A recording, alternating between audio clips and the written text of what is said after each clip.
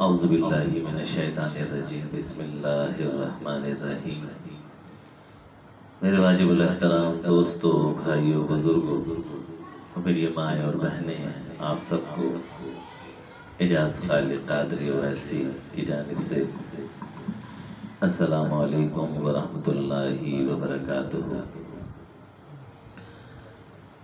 الحمدللہ ثم الحمدللہ، ایک بار پھر اللہ رب العزت نے ہمیں ماہ ربیع النور شریف دکھایا۔ اللہ رب العزت سے دعا کرتے ہیں کہ اللہ رب العزت اپنے پیارے محبوب کے صدقے ہمیں اس ماہ مبارکہ میں خوب اپنے پیارے محبوب آقا علیہ الصلوۃ والسلام کا میلاد منانا اور سجانا ہمیں مزید توفیق عطا فرمائے، آمین بجاہ النبی الامین۔ اور حقیقت یہ ہے کہ میں ہمیشہ کہتا ہوں کہ موقوف اسی بات پہ نہیں ہے کہ یہ ربیع الاول کا مہینہ ہے تو ہم اللہ کے محبوب کا ولادت منا رہے ہیں۔ در حقیقت آپ کی پیدائش ہو گئی تو بخشش کے پروانے جاری ہو گئے۔ اللہ رب العزت نے ہمیں نعمت کبریٰ عطا فرما دی، احسان عظیم کر دیا، تو ہمیں اللہ کا شکر ادا کرنا ہے، اس کے محبوب کا شکر ادا کرنا ہے کہ جن کے سبب سے ہماری بخشش کے پروانے جاری ہو گئے اور شفاعت کبریٰ ہمیں حاصل ہو گئی۔ ہم اچھے ہیں، یہ برے ہیں، جیسے بھی ہیں، لیکن در حقیقت ہمیں اللہ رب العزت کی جو کرم نوازی حاصل ہو رہی ہے، جو اللہ رب العزت کی خصوصی توجہ حاصل ہو رہی ہے، وہ در حقیقت محبوب مصطفیٰ صلی اللہ علیہ وسلم کا صدقہ ہے کہ محبوب کے لیے اللہ رب العزت نے فرما دیا کہ اے محبوب، یہ میں کائنات بھی نہیں بناتا اگر تمہیں دنیا میں نہ بھیجنا ہوتا۔ آدم علیہ السلام سے بھی کہہ دیا کہ آدم، میں تمہیں بھی نہ بناتا اگر مجھے اپنے محبوب کو دنیا میں نہ بھیجنا ہوتا۔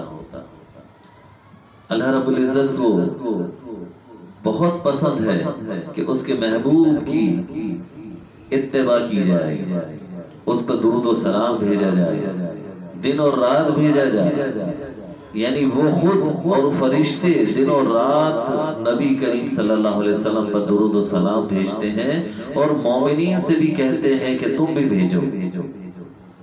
آیت مبارکہ سب نے سن رکھی ہے، قرآن پاک میں ہے، ان اللہ و ملائکتہ یصلون علی النبی یا ایھا الذین آمنوا صلوا علیہ وسلموا تسلیما۔ اللہ رب العزت چاہتا ہے کہ جو کام میں کرتا ہوں وہ تم بھی کرو۔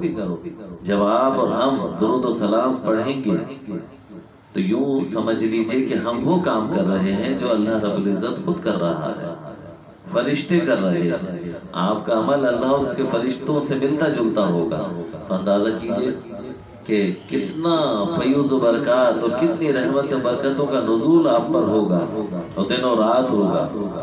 اور یہ وہ درود پاک ہے کہ جس کی فضیلت بارہا احادیث مبارکہ میں آئی کہ جب آپ ایک چھوٹا سا مکمل درود پاک صلی اللہ علیہ وآلہ وسلم پڑھتے ہیں تو 10 نیکیاں آپ کا نامہ اعمال میں جمع ہو جاتی ہیں، 10 گناہ آپ کے معاف کر دیے جاتے ہیں، آپ کے 10 درجات بلند ہوتے ہیں، اور 10 رحمتیں آپ پر نازل کی جاتی ہیں۔ بلکہ احادیث مبارکہ کی روح سے آتا ہے کہ بعض ایسے بھی گناہ ہیں جو استغفار سے نہیں مٹتے، وہ گناہوں کے مٹانے کا ایک ذریعہ درود پاک بھی ہے کہ درود پاک کی کثرت کی جائے تو اس سے وہ گناہ مٹ جایا کرتے ہیں۔ جبکہ عبادتوں میں ریاکاری اللہ تعالیٰ کو پسند نہیں، عبادت میں ریاکاری آپ کے منہ پہ مار دی جاتی ہے، لیکن حدیث مبارکہ کا مفہوم ہے کہ اللہ رب العزت فرماتا ہے کہ اگر کوئی بدبخت دکھاوے کے لیے بھی درود پاک پڑھے گا تو اللہ رب العزت اسے بھی قبول فرمائے گا۔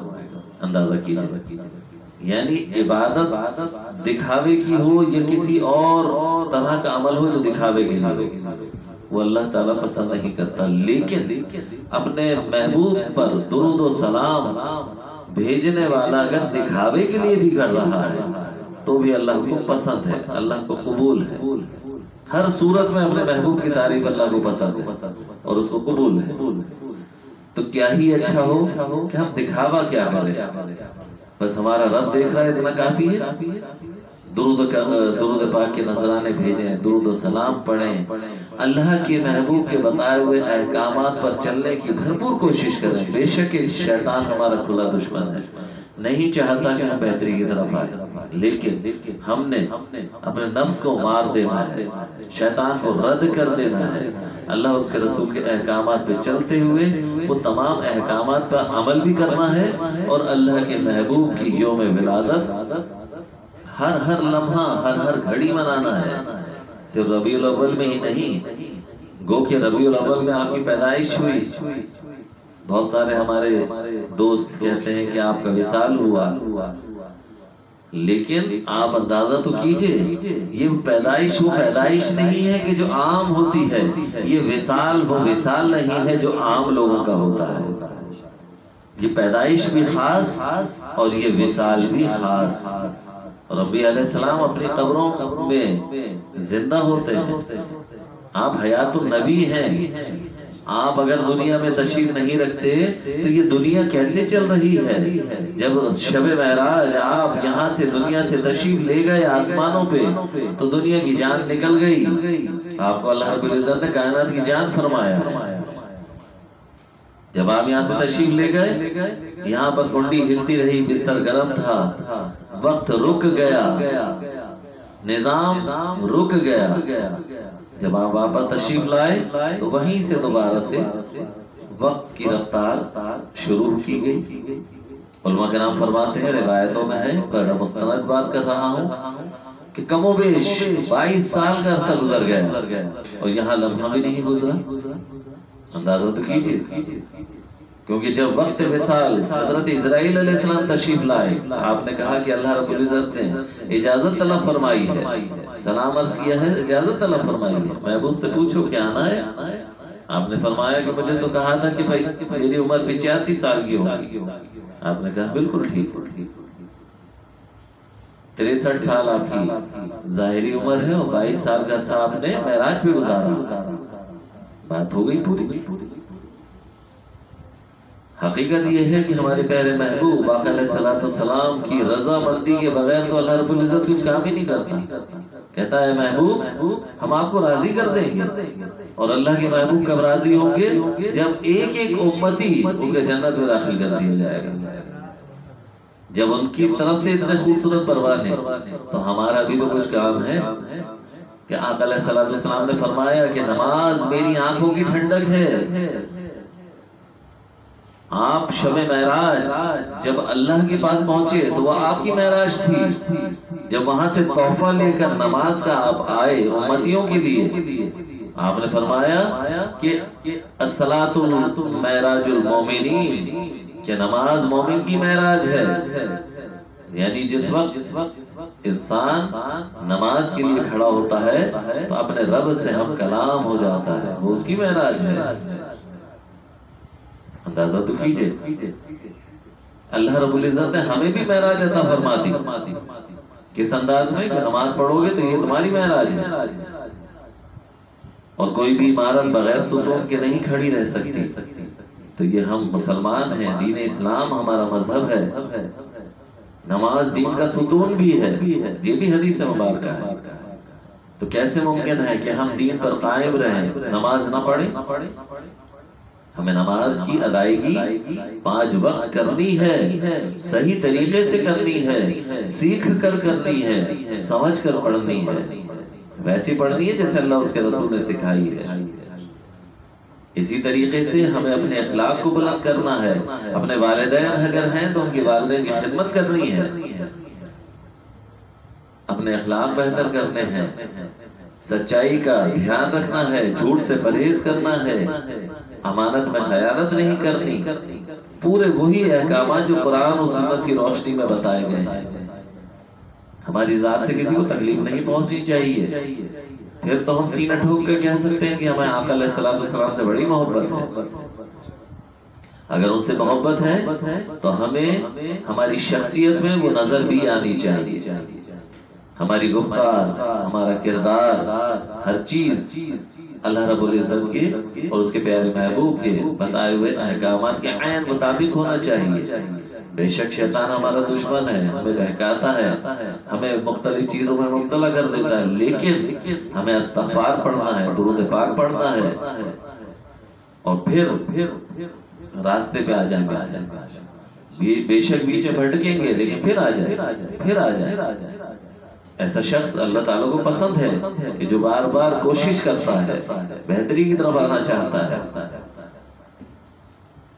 تو لہٰذا یہ ماہ مبارکہ بہت قیمتی مہینہ ہے کہ یہ اسپیشلی اللہ رب العزت کے محبوب تشریف لائے۔ جب آپ تشریف لے آئے تو رہتی دنیا تک بلکہ قیامت تک اور قیامت کے بعد بھی آپ کے فیوز و برکات سب کے لیے جاری و ساری ہے۔ آپ رحمت للعالمین ہیں، تمام عالموں کے لیے رحمت ہیں، صرف ایک عالم کے لیے نہیں، کسی ایک انسان کے لیے نہیں، بلکہ پوری تمام عالموں کے لیے، اور کم و بیش 18,000 عالم ہیں۔ روایتوں میں آتا ہے کہ 6,000 عالم پانی میں ہیں، 6,000 خشکی میں اور 6,000 آسمانوں میں، 18,000 عالم ہیں، اور کم و بیش 18,000 مخلوقات بھی ہیں۔ ہر عالم کے اپنے انداز ہیں، اپنے معاملات ہیں۔ اللہ نے اپنے محبوب کو کتنا مقام اور مرتبہ عطا فرمایا۔ اے محبوب، ہم آپ کو راضی کر دیں گے، آپ ہی شفاعت فرمائیں گے، آپ ہی حوض کوثر پہ پانی پلائیں گے، آپ ہی میزان ہے، آپ ہی میزان پر جہاں ہمارے اعمال تل رہے ہوں گے وہاں موجود ہوں گے، پل صراط پر موجود ہوں گے۔ کتنی ڈھارس، کتنی اپنائیت ہم جیسے گناہگاروں کے لیے۔ اور اگر خدا نہ خواستہ ہم وہ کام کریں جو اللہ اس کے رسول کو پسند نہیں ہے تو کیا منہ لے کر جائیں گے؟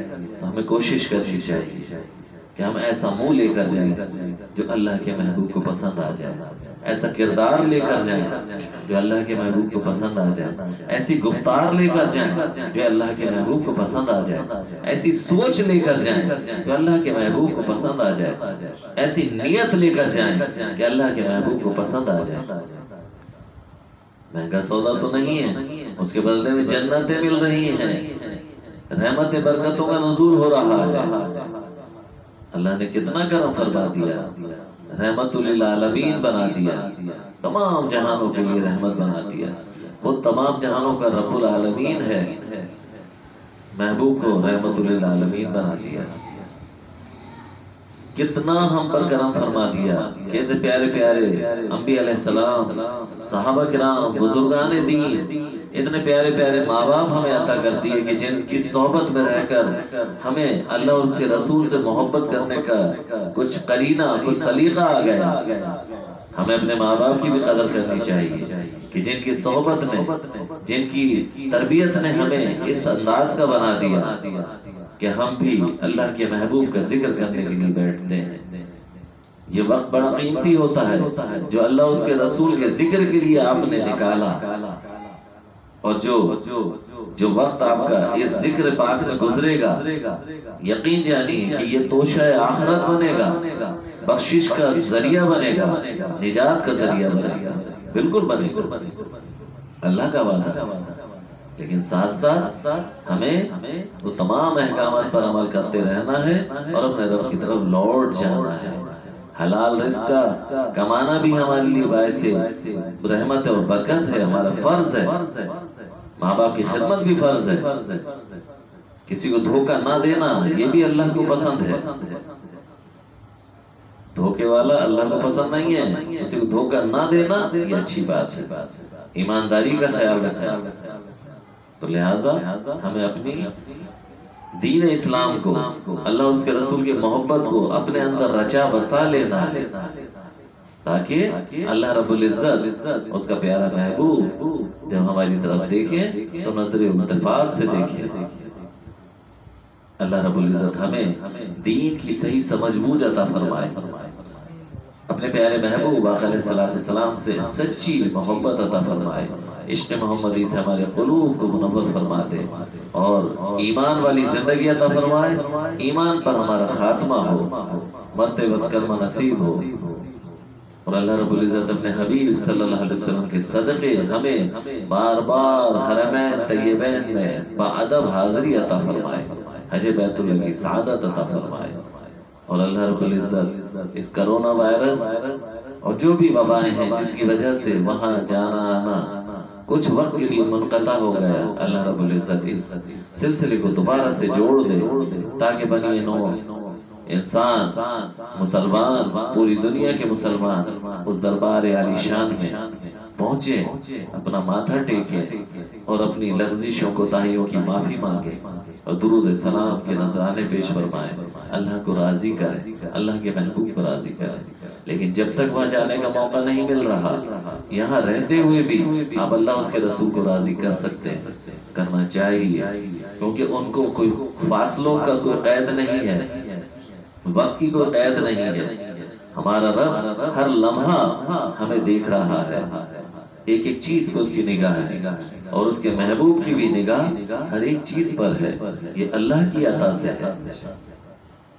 یہ محبوب کی محفل محبوب سجاتے ہیں، آتے ہیں وہی جن کو محبوب بلاتے ہیں، اور محبوب اس محفل کو براہ راست ملاحظہ فرما رہے ہوتے ہیں، تو ہمیں ادب کا بھی بے انتہا خیال رکھنا چاہیے۔ محبت کے ساتھ درود پاک پڑھ لیجئے، اللہم صلی علی سیدنا و مولانا محمد و علی سیدنا و مولانا محمد و بارک وسلم علیہ